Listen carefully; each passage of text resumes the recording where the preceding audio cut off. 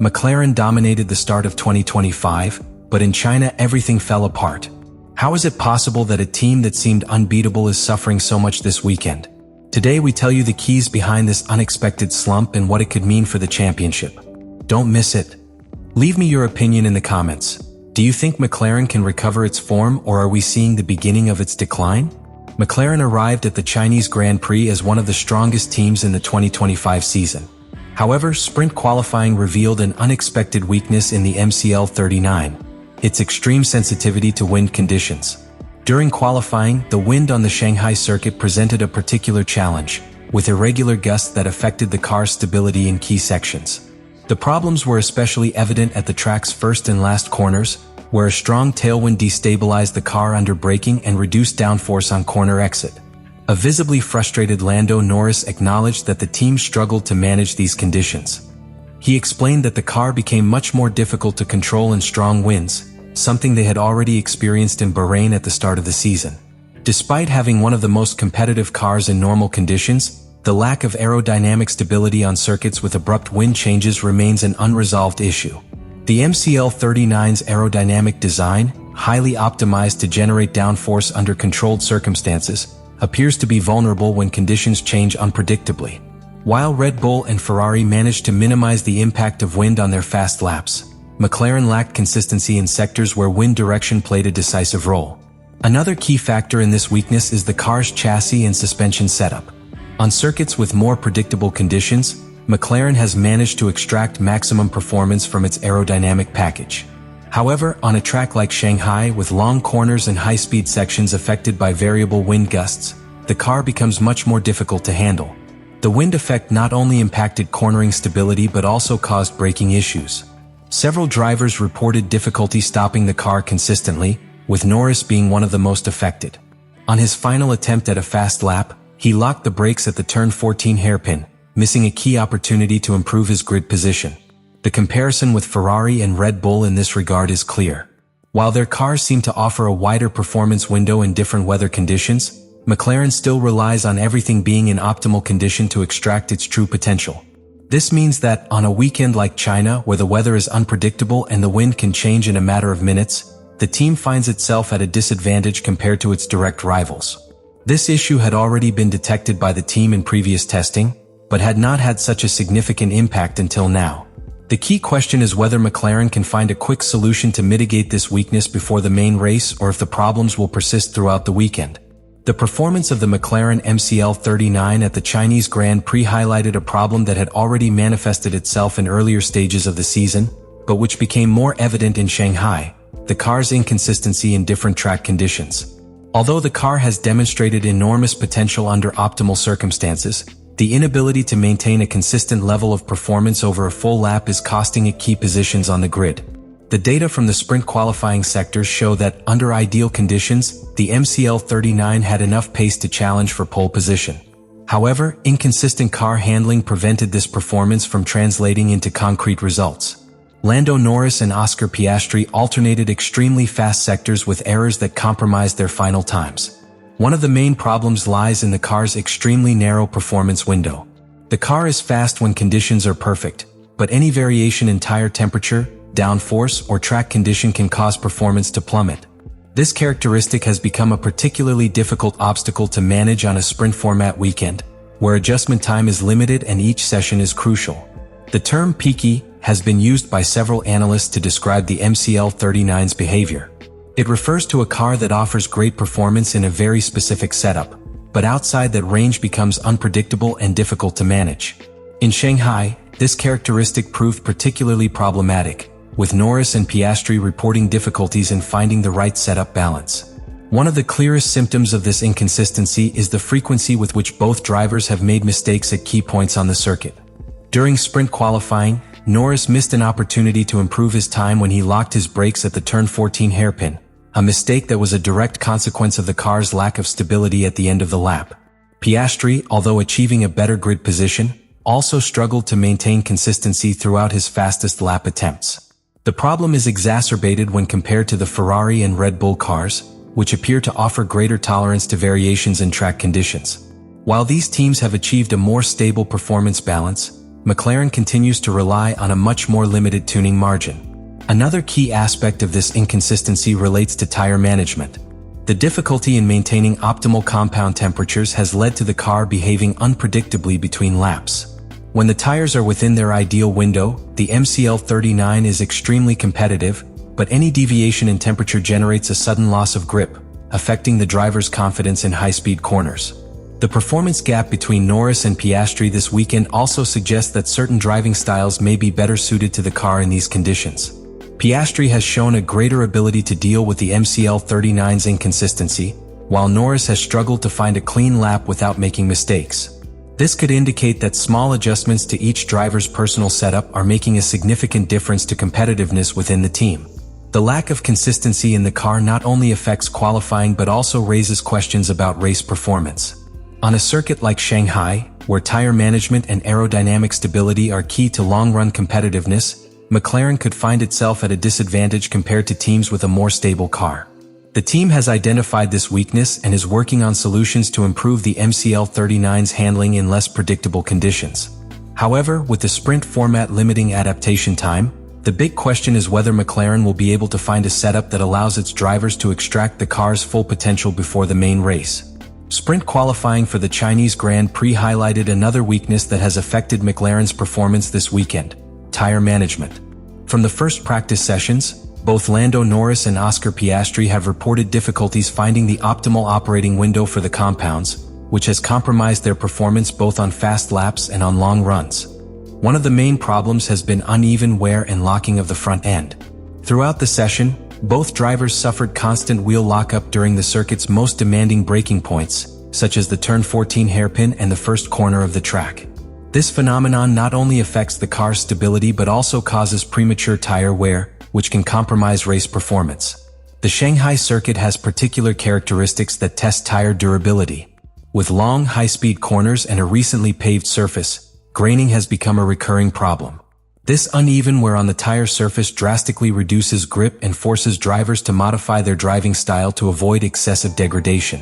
While teams like Ferrari and Red Bull have managed to minimize this effect, McLaren appears to be suffering more than expected. Another factor working against the team is the difficulty in reaching optimal tire temperatures. During sprint qualifying, several fast lap attempts were hampered because the compounds were not in the ideal temperature window at the start of the lap. This has been a recurring problem at certain circuits where the downforce is insufficient to generate heat quickly at the tires, and it has become especially noticeable in Shanghai. In addition to the technical issues, the strategy used by McLaren in sprint qualifying has raised questions about whether the team made the right decisions at key moments of the weekend. While Ferrari and Red Bull opted for a more aggressive strategy, using less fuel and risking everything on a single flying lap, McLaren decided to take a different approach. The strategy chosen by the team consisted of allowing drivers to complete 2 flying lap attempts with a cool-down lap in between. In theory, this decision was intended to prevent tire degradation from affecting performance on the final lap, but in practice, it didn't work. Rivals who opted for a single flying lap with less fuel managed to extract greater performance from their cars at the most crucial moment of the session. This strategic error left McLaren in a compromised position, as they were unable to capitalize on the theoretical potential of the MCL39 when they needed it most. In a sprint format, where qualifying takes on even greater importance due to the lack of practice sessions, a poor strategy can mean the difference between fighting for pole position or being relegated to less favorable positions on the grid. The result of this combination of factors has been a performance below expectations for a team that arrived in Shanghai as one of the favorites. Despite having a competitive car in optimal condition, tire management issues and questionable strategic decisions have affected McLaren's chances of securing a better grid position. The team now faces the challenge of correcting these errors before the main race.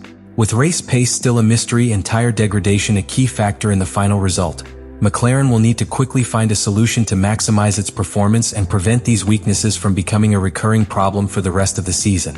Despite the difficulties in sprint qualifying and the issues evident throughout the weekend, McLaren still has options to turn things around at the Chinese Grand Prix. While the MCL39's weaknesses have been exposed in strong wind conditions and tire temperature fluctuations, the team still has elements that can work in its favor in the main race. One of the factors that could give McLaren a chance of recovery is its race pace. Although qualifying wasn't ideal, The data collected in the single practice session indicates that the team maintains good performance over long runs. In previous simulations, stint times suggest that the MCL39 remains competitive when the tires enter their optimal operating window. This means that if they can better manage degradation and find a more stable balance in the car, they could recover positions over the course of the race.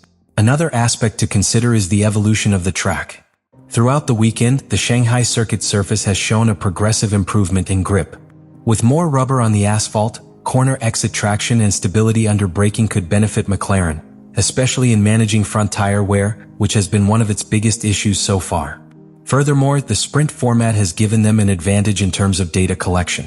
Although sprint qualifying wasn't ideal, Saturday's short race allowed them to evaluate the car's behavior under race pace conditions without risking too much in terms of the final result. With this information, engineers can make more precise adjustments to improve the car's balance for Sunday. One factor that could benefit McLaren is the strategic use of pit stops.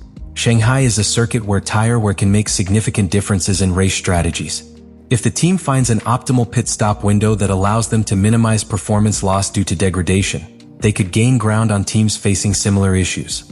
McLaren's recovery will also depend on its ability to optimize the car's setup before the main race. Although the sprint format limits adjustment opportunities, small changes to the alignment, weight distribution, or wing angle could make a difference to the car's overall balance.